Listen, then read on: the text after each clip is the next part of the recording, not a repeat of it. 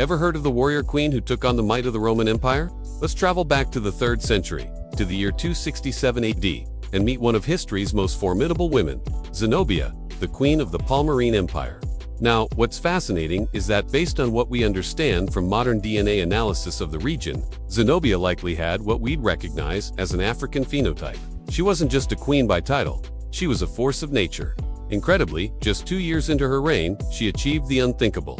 She conquered Egypt, snatching it right from under the Romans' noses. Imagine the shockwaves that sent through the ancient world.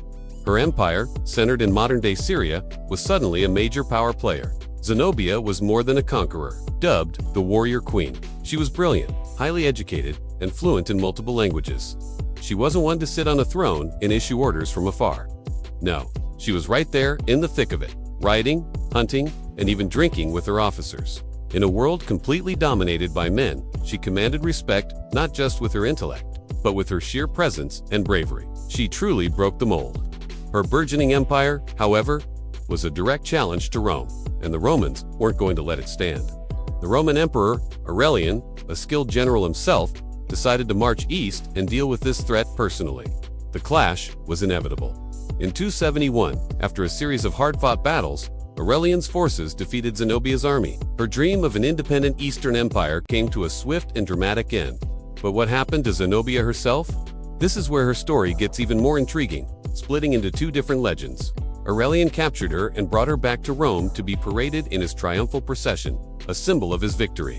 One version of the story says she died shortly after arriving in Rome, either from illness or by her own hand, refusing to live as a captive.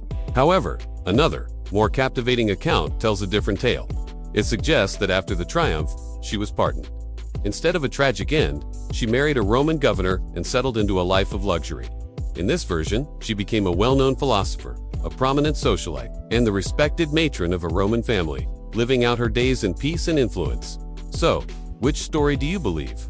The tragic heroine or the resilient survivor? Zenobia's story as the fierce queen who boldly took on Rome is one of the most captivating tales from ancient times, a true warrior, scholar, and leader. Thanks for watching. If you enjoyed this dive into history, don't forget to like, subscribe, and hit that notification bell for more stories of incredible figures from the past. See you next time.